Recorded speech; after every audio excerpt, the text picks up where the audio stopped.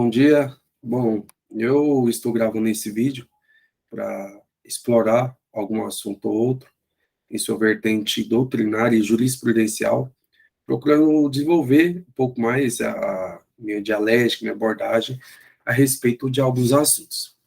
Acredito que poderá, de alguma forma, reflexivamente, colaborar ou ajudar alguém que esteja se preparando ou se capacitando para os concursos públicos. Bom, o assunto que eu pretendo abordar nesse momento é dentro da temática de direito constitucional, o que tange a organização do Estado. É um assunto que ele, pelo menos nos livros, na doutrina, ele tem uma abordagem muito superficial, até porque em outra parte, quando se trata de Estado, ele é bastante explorado no direito internacional público, quando vai trazer aquela abordagem a respeito da formação do Estado, diferença entre nação, população, entre outras questões. Mas vou procurar trazer, pelo menos, o que eu vi com grande incidência em provas, tanto com relação à parte da doutrina, como a parte jurisprudencial. Mas, desde já, antecipo que, pelo menos que percebo, né, que é cobrado exaustivamente é a parte da intervenção federal. Mas, enfim, os tópicos que eu trouxe aqui são especificamente esse aqui.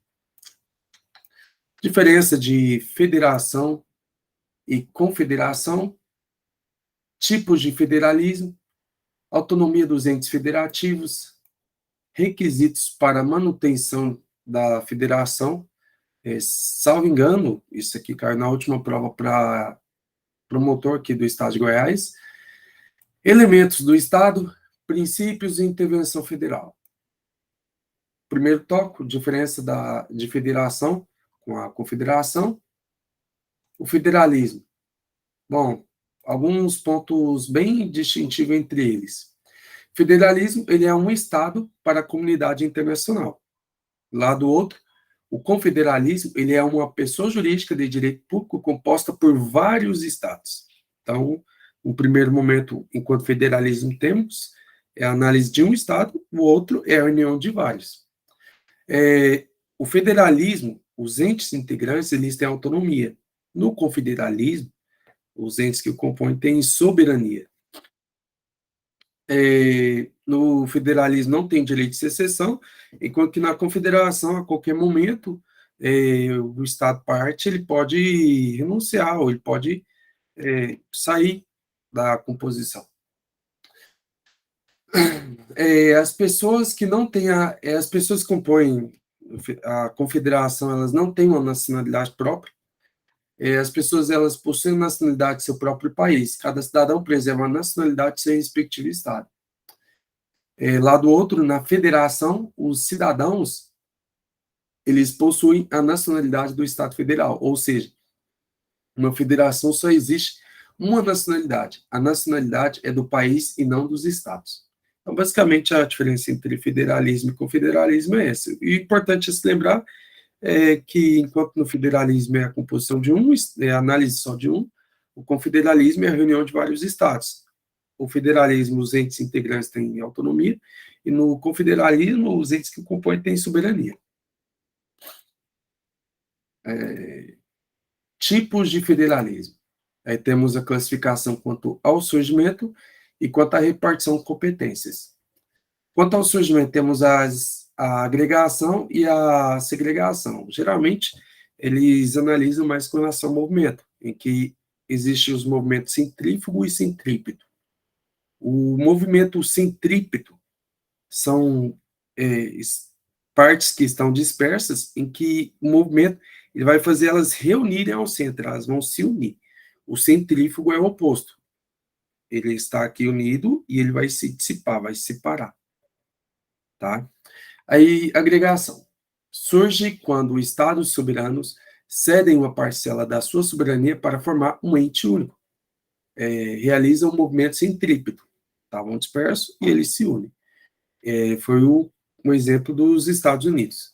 E o movimento centrífugo, o que ocorre na segregação, surge com a descentralização política de um Estado unitário, ou seja, neste caso, o movimento é inverso, o movimento centrífugo. Aqui existe um Estado unitário e nele o poder está concentrado no centro. este poder será dividido entre Estados-membros. É o que ocorreu com o Brasil.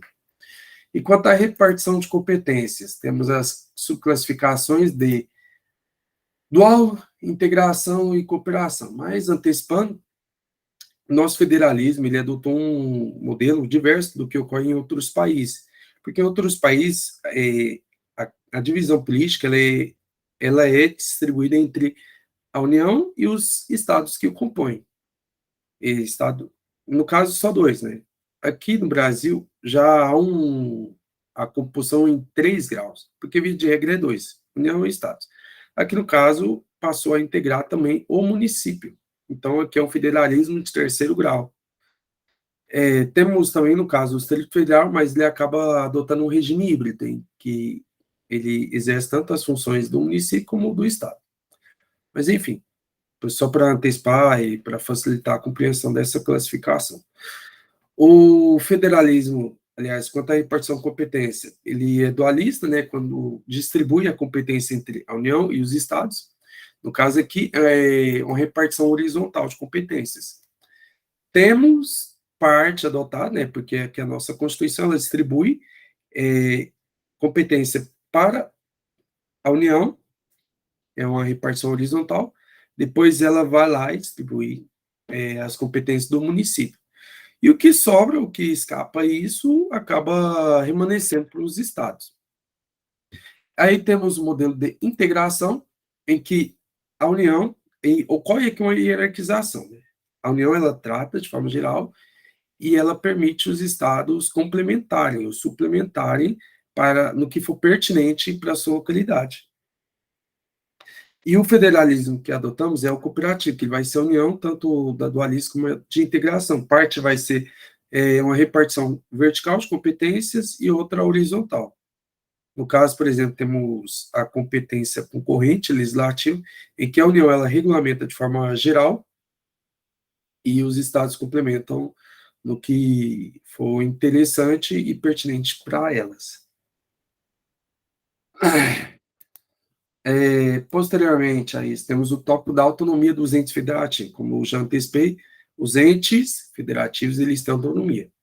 Quando vai no exterior haver uma representação, eles se unem e formam uma pessoa, que é, no caso, a República Federativa do Brasil. Nesse caso, né, na representação externa, ela vai ter soberania. Mas aqui, internamente, todos os entes componentes, eles têm autonomia.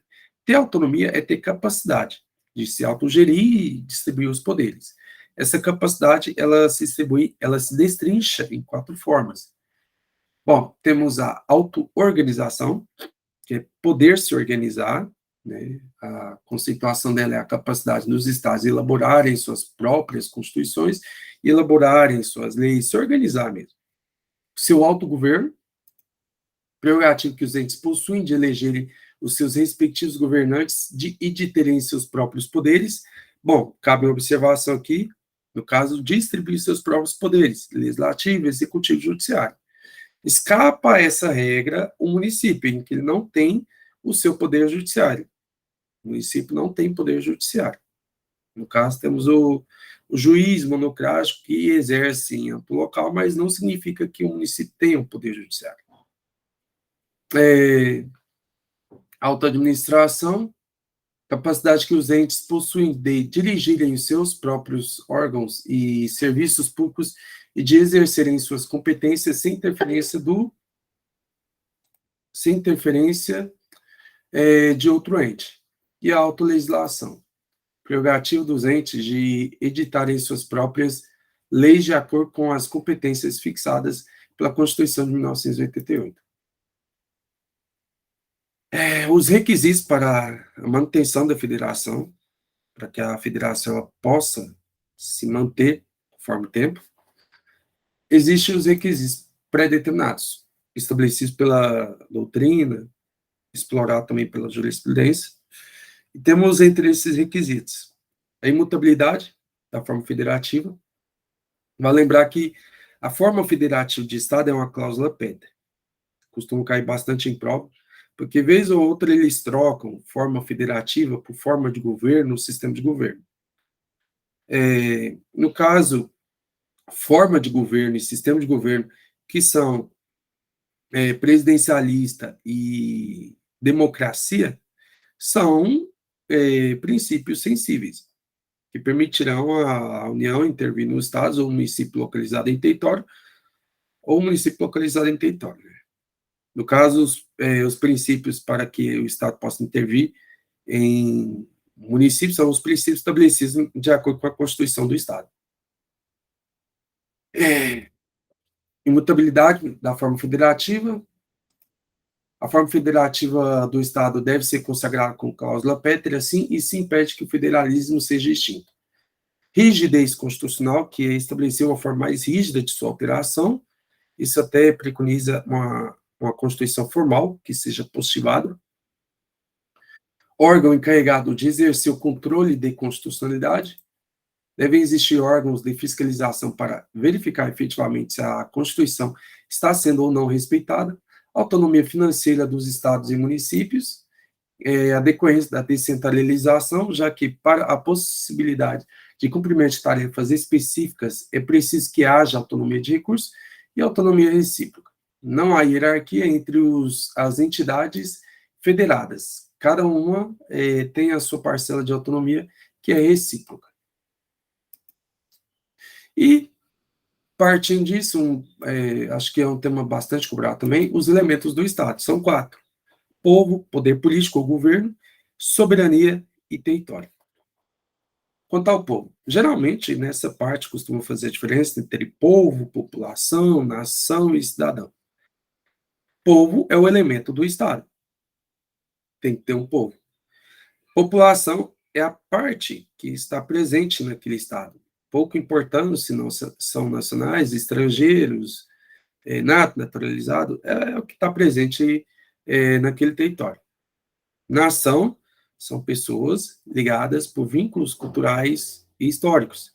Então, a nação nem sempre ela estará adstrita ao território. São pessoas ligadas. Por exemplo, pode ter, às vezes falamos em nação brasileira, pessoas que estão aqui no nosso território e também presentes em outros estados, como Estados Unidos, Irlanda, Holanda, e por aí vai.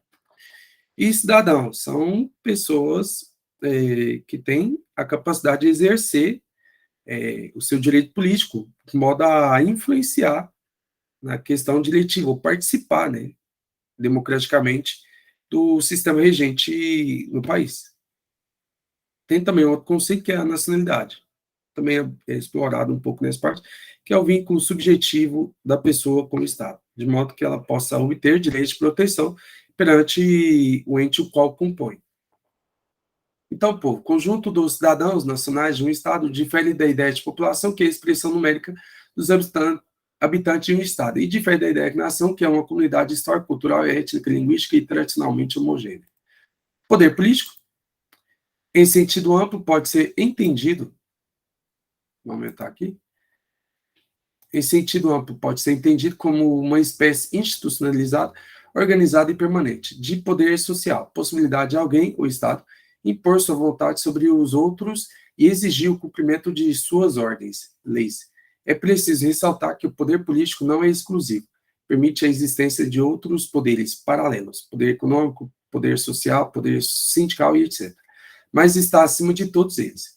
Principal característica é a capacidade de editar normas jurídicas e de fazê-las cumprir. Soberania, já explorei, e ela tem como principais características ser indivisível, irrevogável, perpétuo e supremo. Então, a soberania é essa questão dela ser impositiva, impor a sua nação, ou respeitar as normas, e de não se sujeitar ao mandamento de outro ente alheio ao seu. Inclusive, é um dos fundamentos da República Federativa do Brasil, e a soberania nacional também é observada nas relações internacionais. E o território é o espaço dentro do qual o Estado exercita o seu poder de mando, soberania. O território está para o Estado, assim como o corpo está para a pessoa humana. O princípio da territorialidade, em regra, a ordem jurídica de um Estado só é aplicável aos fatos ocorridos no âmbito do seu território. Partes integrantes do território, a terra firme localizada dentro dos limites territoriais, as águas ali compreendidas, o mar territorial, o subsolo, a plataforma continental e o espaço aéreo. dentro desse estudo, temos uma questão que interliga soberania e território. Soberania, entre seus vários aspectos, é a capacidade de exercer a lei, explorar economicamente, entre outros fatores. Mas a soberania, ela está limitada dentro do seu espaço territorial. Quando eu falo do espaço territorial, eu não digo simplesmente ao espaço terra, mas sim aos seus limites legais. E conforme vai se distanciando, esse limite ele vai sendo mitigado. Por exemplo, a questão soberana absoluta é o seu território, espaço terrestre e mar territorial. Ela pode exercer em todas as suas vertentes a sua soberania. Mas, passando disso, isso vai ser mitigado. De modo que o que passa do território nacional não permite ela a fazer incidir, excetuado os casos previstos no próprio Código Penal e a própria Constituição, excetuado esses casos, não permite a incidência, por exemplo, do direito penal, mas pode ainda incidir o direito tributário, questões contratuais, entre outros. Distanciando mais disso, já não permite incidir a questão jurídica, mas permite o Estado explorar economicamente. E conforme vai se distanciando, vai se mitigando ou reduzindo a questão soberana do país. Posteriormente a estoque, temos os princípios sensíveis, extensíveis, e os princípios estabelecidos ou organizatórios. Os princípios sensíveis, a expressão sensível remete àquilo que é facilmente percebido pelos sentidos, claro, manifesto, sendo, portanto, princípios apontados indubitavelmente na Constituição, expressa em seu texto, mais especificamente no artigo 34, 6º. Temos como princípio respeitar os direitos humanos, forma republicana e a democracia, entre outros. Então, assim, são princípios que, uma vez violados, permitem o Estado a intervir, para, assim, trazer o equilíbrio novamente. Princípios extensíveis, eles serão a decorrência lógica do poder constituinte originário. Então, nesse caso, terá que obedecer simetricamente ao que a Constituição estabeleceu em seu âmbito federal. Consubstanciam regras de organização da União, cuja aplicação se estende aos estados por força do princípio da simetria. Vemos bastante isso em jurisprudência, quando o STF diz que não pode o Estado regulamentar de forma diversa, tendo em vista o princípio da simetria, por exemplo. Questão de estabelecer for por prerrogativa de função a um órgão que âmbito federal não tem. Já tentou se estabelecer em âmbito estadual, for por prerrogativa de função a delegado de polícia, defensor público, procurador do Estado, sendo que no âmbito federal, por exemplo, o promotor de justiça no Estado, no âmbito federal, delegado de polícia. No âmbito federal, o DPF, que é o delegado de polícia federal, ele não tem, foi por prerrogativa de função. Do mesmo modo que o advogado-geral da União não tem foro por prerrogativa de função em determinadas situações, entre outras circunstâncias. Então, não pode o Estado estabelecer de uma maneira diversa para um cargo respectivo, em âmbito federal. E os princípios estabelecidos. A Constituição, em algumas situações, ela estabeleceu, ela impôs que o Estado deve submeter a determinadas formas. Por exemplo, ela impôs o número de deputados estaduais, o número de vereadores. Então, são princípios que a Constituição estabeleceu para o Estado e para o município. Porque, via de regra, a Constituição ela traz o arcabouço. Dizem que a Constituição Federal ela tem um bojo nacional, que ela regulamenta a questão da União, e ela tem uma parte que ela decorre para todos os demais. Mas tem uma parte específica que ela estabeleceu, o regulamento próprio para os estados e para o município, e eles têm que obedecer o que está estabelecido nela. E, por fim, a intervenção federal, que é, como já dito, um dos assuntos mais explorados em provas. Temos as espécies de intervenção, que ela pode ser espontânea, solicitada ou requisitada. A espontânea é quando o presidente, por iniciativa, quando incidir algum artigo específico lá do artigo 34, permite que o presidente, por iniciativa própria, decrete a intervenção federal. E, decretada a intervenção, é avaliado posteriormente pelo Congresso. Isso em controle político, né? É o caso, por exemplo, quando houver uma invasão de um Estado estrangeiro no nosso território ou de um Estado membro em outro. A solicitada, quando houver a atuação de algum dos poderes em âmbito estadual, por exemplo, o Poder Executivo e o Legislativo estiverem sendo coagidos no exercício de seu mister, aí poderão eles solicitar ao presidente da República que haja intervenção da União nos estados. E o Poder Judiciário, no caso, e é o TJ, que terá que solicitar ao STF para que, por meio de solicite, por sua vez, ao presidente da República. Ainda, também a solicitação, no caso do STF, STJ e nosso período eleitoral, quando não for obedecida alguma decisão sua e violação de uma lei federal. E no caso aí que está é quando houver violação de um princípio sensível por meio do seu único legitimado, Procurador-Geral da República, que irá ingressar no STF, para que requisite essa intervenção ao presidente, e não sendo obedecida essa requisição, será considerado um crime de responsabilidade por ser um ato vinculado. E, bom, dentro ainda dessa parte da intervenção federal, temos as espécies de controle, que é o jurídico e o político. No caso, quando houver a intervenção por conta de requisição, em alguns casos da solicitação, não será cabível o controle político, porque ou simplesmente dentro do Estado não obedeceu aquela lei, não cumpriu aquela ordem, ou também violou um princípio, então não cabe o Congresso fazer um controle dessa intervenção. E as hipóteses que permitem a intervenção, no caso, em defesa do Estado, quando houver violação de um Estado em outro, defesa dos princípios federativos, como já antecipado, defesa das finanças estaduais, quando o Estado não estiver repassando para o município aquilo que é destinado para educação e saúde, entre outras situações que a Constituição prevê, e defesa da ordem constitucional. Então, com relação em termos doutrinários, no que tange à organização do Estado, é isso. Temos algumas decisões do STF direcionadas à organização do Estado, da STF e STJ, né? Explorar alguma delas. Bom,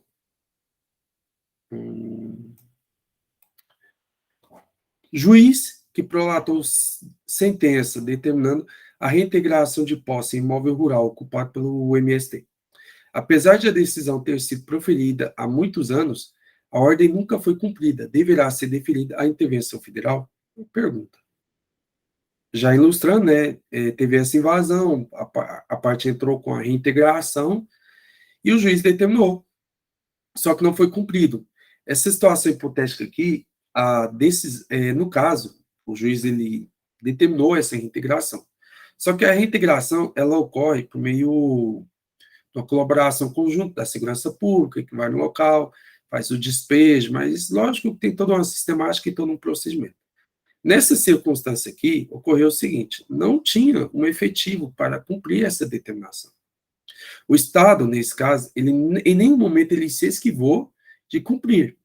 Ele até justificou que não tinha como cumprir aquela determinação, mas não tinha condições para essa circunstância.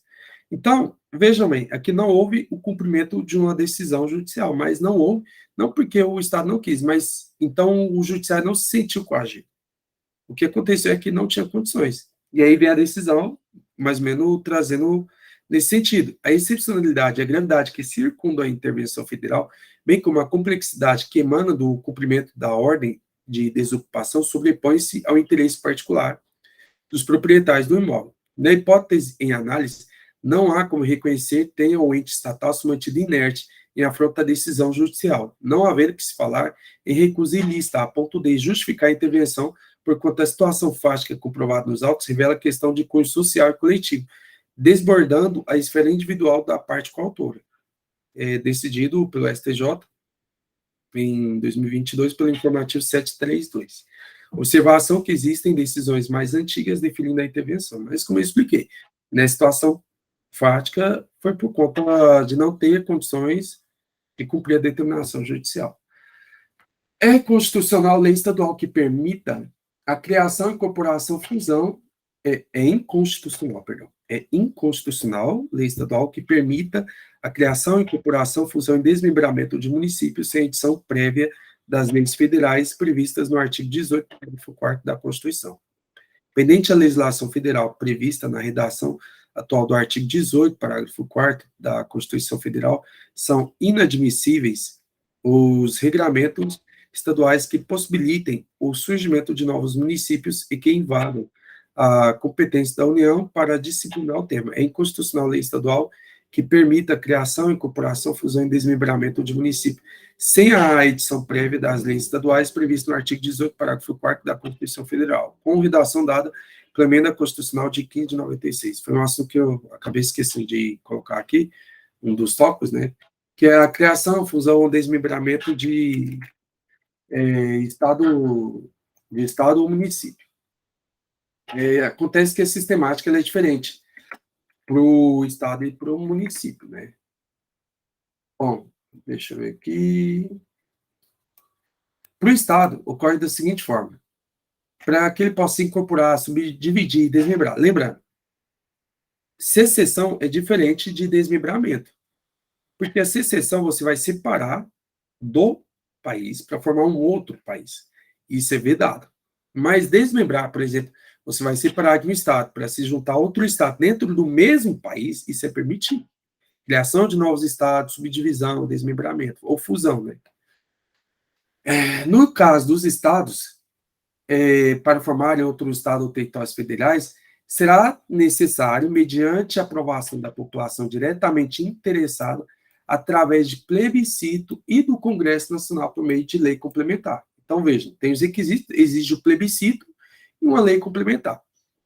O município, ele já exige maiores critérios que esses. Primeiro, tem que ter uma lei federal que estabeleça o período. Tem que ter uma lei federal. Então, aqui, analise que o município vai depender de duas leis, uma lei federal e uma lei estadual. Só que primeiro vai vir a lei federal.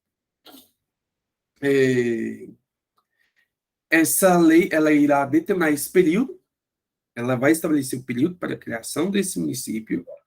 Posteriormente a isso, terá que consultar a população diretamente interessada por meio de plebiscito.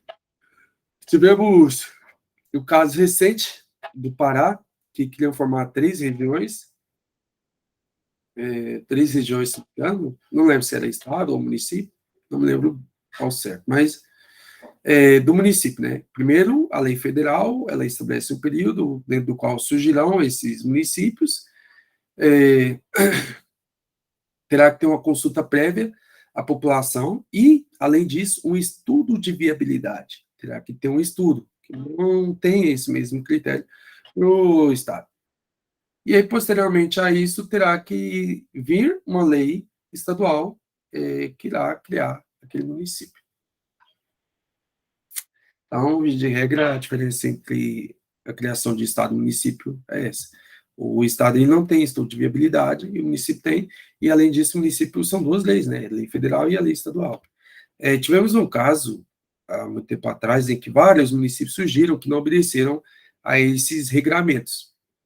Veio uma emenda que ratificou os municípios que haviam sido criados sem obediência dessa norma, né? Mas o que foi, mais passando esse período, a essa emenda, esses municípios, a criação deles será considerada inconstitucional. Então, é que teve até um julgado recente em que se perguntava, um município foi criado posterior, que não obedeceu a questão do plebiscito, se ele poderia cobrar um imposto local. Como o município ele não pertencia àquele estado, porque não obedeceu à questão do plebiscito, o Supremo ele decidiu que não é permitido o estado cobrar aquele imposto devido. Se não me engano é isso mesmo. Jurisprudência, esse outro caso aqui, é inconstitucional norma constitucional estadual pela qual se prevê hipótese de intervenção estadual em municípios não contemplados no artigo 35 da Constituição Federal. Então, as hipóteses, elas são taxativas, elas só podem estar previstas na Constituição Federal, porque a intervenção, ela é uma exceção, e ela é, na verdade, uma violação à autonomia. Então, a autonomia é a regra, os entes eles têm que ter autonomia, a exceção vai ser a intervenção. ela vai ocorrer somente em casos excepcionais. A Constituição Estadual não pode trazer hipóteses de intervenção estadual diferentes daquelas que são elencadas no artigo 35 da Constituição Federal. As hipóteses de intervenção estadual previstas no artigo 35 são taxativas. Que traz um caso que aconteceu em que ele tentou, né, trazer hipótese diferente da que está na Constituição, no caso que fosse verificada a corrupção em um determinado estado. Decidido pelo STF em 2021, no informativo 1014. Relatora ministra Carmen Lúcia. Não é possível o envio da Força Nacional de Segurança para atuar no Estado-membro sem que tenha havido pedido ou concordância do governador. Compete ao ministro da Justiça determinar a ida da Força Nacional de Segurança Pública para atuar em determinado Estado-membro ou Distrito Federal. Segundo a redação do artigo 4º do Decreto 5.289 de 2004, a determinação do emprego da Força Nacional pode ocorrer de duas formas: mediante solicitação expressa do governador formulada ao ministro da Justiça ou mediante iniciativa do próprio ministro da Justiça, mesmo sem solicitação do governador. Se o próprio governador solicita o auxílio, não há qualquer problema ou questionamento. No entanto, se o ministro da Justiça determina o envio da Força Nacional, mesmo sem pedido do governador, essa atuação seria considerada válida? O STF disse que não. Isso viola o princípio da autonomia estadual. Foi o que decidiu o STF em juízo de deliberação ao apreciar a medida liminar em ação civil originária. Afirmou a Corte: é plausível a alegação de que a norma inscrita no artigo 4º do Decreto 5.289 de 2004, aquilo em que dispensa a anuência do governador de estado no emprego da Força Nacional de Segurança Pública, viola o princípio da autonomia. O outro julgado: a Constituição Estadual não pode disciplinar sobre intervenção estadual de forma diferente da regra prevista na Constituição Estadual, bem similar ao que li anteriormente. São hipóteses taxativas e não pode prever hipóteses novas que fogem à esfera da Constituição Federal. E alteração dos limites de um município exige plebiscito, como já antecipei. Para que sejam alterados os limites territoriais de um município, é necessária a realização de consulta prévia mediante plebiscito às populações dos municípios envolvidos nos termos do artigo 18, parágrafo 4º. Okay? Então, mas é isso, procurei explorar aqui doutrinariamente, jurisprudencialmente, a temática organização do Estado.